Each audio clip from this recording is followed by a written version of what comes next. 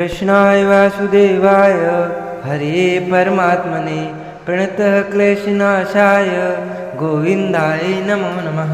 गुरुर्ब्रह्मा गुरुर्विष्णु गुरुर्देवो महेश्वरः गुरु साक्षात् परब्रह्म तस्मै श्री गुरुवे नमः।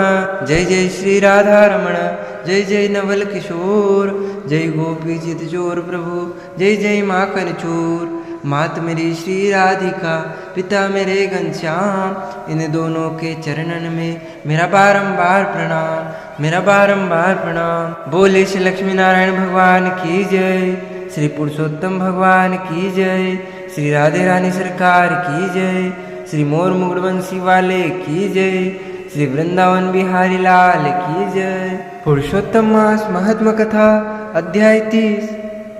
नारद जी बोले, हे तपोनिधे, तुमने पहले पतिव्रता स्त्री की प्रशंसा की है, अब आप उनके सब लक्षणों को मुझसे कहिए।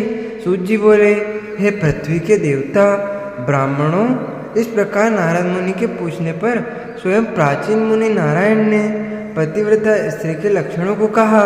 श्री नारायण बोले, हे नारद सुनो, मैं पतिव्रताओं के उत्तम व्रत को कहता हूँ। पति कुरूप हो, कुत्सित व्यवहार वाला हो अथवा सुरूपवान हो, रोगी हो, पिशाच हो, क्रोधी हो, मद्यपान करने वाला हो, मूर्ख हो, मूक हो, अंधा हो अथवा बाधिर हो, भयंकर हो, दरिद्र हो, कुपन हो, निंदित हो, दीन हो, अन्य स्त्रियों से असक्त हो, परंतु सती स्त्री सदा वाणी शरीर कर्म से पति का देवता के समान पूजन करे, कभी भी स्त्री पति के साथ कठोर विवाह नहीं करे, बाला हो, युवती हो अथवा वृद्धा हो, परंतु स्त्री स्वतंत्रता पूर्वक अपने गृह में भी कुछ कार्य को नहीं करे, अहंकार और काम क्रोध का सर्वदा त्याग कर पति के मन को सदा प्रसन्न करती रहे और दूसरे के मन को कभी प्रसन्न नहीं करे। जो स्त्री दूसरे पुरुष से कामना सहित देखी जाने पर, प्रिय वचनों से प्रलोभन देने पर अथवा जन समुदाय में स्पर्श होने पर विकार को नहीं प्राप्त होती, तो स्त्रियों के शरीर में जितने रोम होते हैं उतने 1000 वर्ष तक यह स्त्री स्वर्ग में वास करती है। दूसरे पुरुष के धन के लोभ देने पर जो स्त्री पर पुरुष का मन वचन कर्म से सेवन नहीं करती है, तो वह स्त्री लोक में भूषण और सती कही गई है। द्वितीय के प्रार्थना करने पर भी, बलपूर्वक पकड़ी जाने पर भी, वस्त्र आभूषण आदि से आच्छादित होने पर भी जो स्त्री अन्य पुरुषों की सेवा नहीं करती है, तो वह सती कही जाती है। जो दूसरे से देखी जाने पर नहीं देखती है और हंसाई जाने पर भी नहीं हंसती है, बात करने पर बोलती नहीं है, वह उत्तम लक्षण वाली पतिव्रता स्त्री है। रूप यौवन से युक्त और गाने नाचने में होशियार होने पर भी अपने अनुरूप पुरुष को देखकर विकार को नहीं प्राप्त होती, वह स्त्री सती है। स्वरूपवान, जवान, मनोहर, कामनियों का प्रिय ऐसे पर पुरुषों के मिलने पर भी जो स्त्री इच्छा नहीं करती है, वो वह महासती कही गई है। पतिव्रताओं को पति के सिवाय दूसरा देवता, मनुष्य, गंधर्व भी प्रिय नहीं होता, इसलिए स्त्री अपने पति का अप्रिय कभी नहीं करे। जो पति के भोजन करने पर भोजन करती है, दुखित होने पर दुखित होती है, प्रसन्न होने पर प्रसन्न होती है, परदेश जाने पर मेला वस्त्र को पहनती है, जो पति के सो जाने पर सोती है और पहले जागती है, पति के मरने पर अग्नि में प्रवेश करती है, जो दूसरे को चित्त से नहीं चाहती है, वह पतिव्रता स्त्री है। सास ससुर में भक्ति करती है और विशेष करके पति में भक्ति करती है, धर्म कार्य में अनुकूल रहती है, धन संचय में अनुकूल, गृह के कार्य में प्रतिदिन तत्पर रहने वाली है।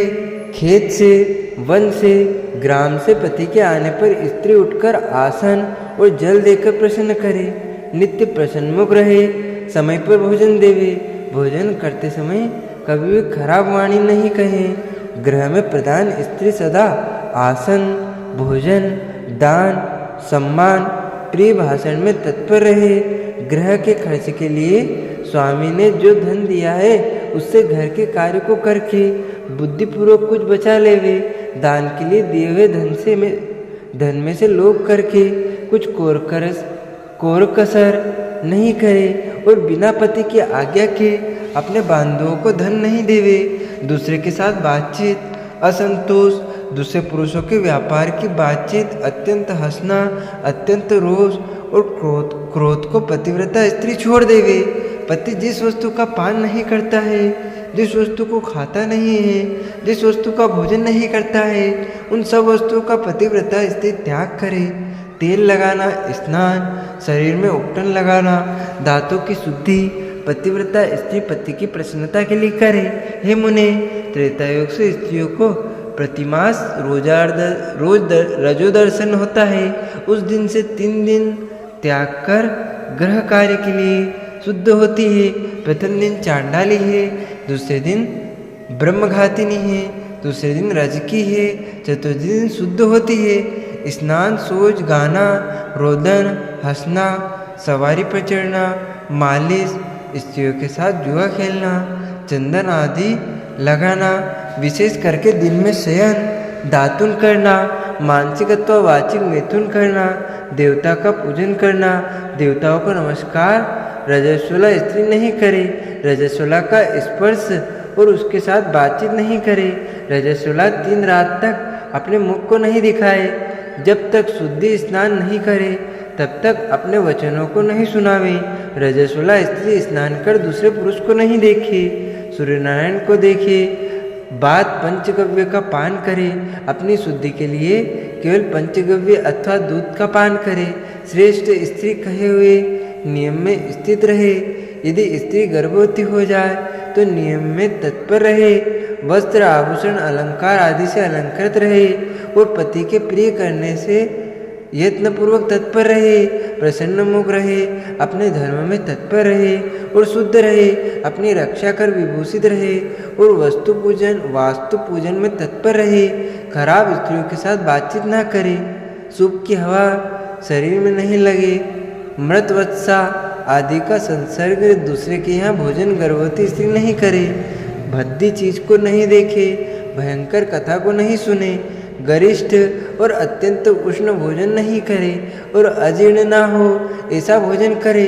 इस विधि से कहने पर पतिव्रता स्त्री श्रेष्ठ पुत्र को प्राप्त करती है। अन्यथा गर्भ गिर जाए अथवा स्तंभन हो जाए। अपने गुणों से हीन दूसरी सोच की निंदा नहीं करे। ईर्ष्या, राग से होने वाले मत्सरता आदि के होने पर भी सोत स्त्री परस्पर में अप्रिय वचन नहीं कहे। दूसरे के नाम का गान ना करे और दूसरे की प्रशंसा नहीं करे। पति से दूरवास नहीं करे किंतु पति के समीप में वास करे और पति के कहे हुए स्थान में पृथ्वी पर पति के सामने मुख करके वास करे। स्वतंत्रता पूर्वक दिशाओं को ना देखे और दूसरे पुरुष को नहीं देखे। विलास पूर्वक पति के मुख कमल को देखे। पति से कही जाने वाली कथा को आदर पूर्वक स्त्री श्रवण करे। पति के भाषण के समय स्वयं स्त्री बातचीत नहीं करे। रति में उत्कंठा वाली स्त्री पति के बुलाने पर शीघ्र रति स्थान को जाए। पति के उत्साह पूर्वक गाने के समय स्त्री प्रसन्न चित्त से श्रवण करे। गाते हुए पति को देख स्त्री आनंद में मग्न हो जावे। पति के समीप व्यग्र चंचल चित्त से व्याकुल हो नहीं बैठे। कला के योग्य होने पर भी पति के साथ स्त्री कला करे। पति से भर्षित होने पर, निंदा की जाने पर, ताड़ित होने पर भी पतिव्रता स्त्री व्यथित दुखित होने पर भी भय छोड़कर पति को कंठ से लगावे। ऊंचे स्वर से रोदन ना करे और पति को कोसे नहीं। इसलिए अपने गृह से बाहर भागकर ना जाए। यदि बंधुओं के यहाँ उत्सव आदि में जाए तो पति की आज्ञा को लेकर और अध्यक्ष रक्षक से रक्षित होकर जाए और वहाँ अधिक समय तक वास ना करे। पतिव्रता स्त्री अपने घर को लौट आवे।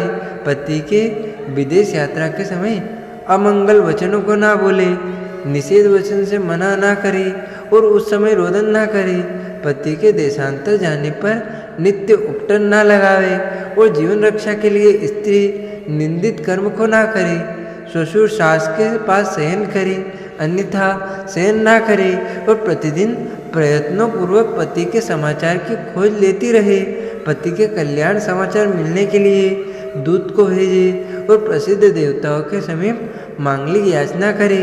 पति के परदेश जाने पर पतिव्रता इस प्रकार के कार्यों को करे: अंगों को न धोना, मलिन वस्तु को धारण करना, तिलक न लगाना, आंजन न लगाना, सुगंधित पदार्थ माला आदि का त्याग, नख बाल का संस्कार न करना, दांतों में मिस्सो आदि नहीं लगाना, ऊंचे स्वर से हंसना,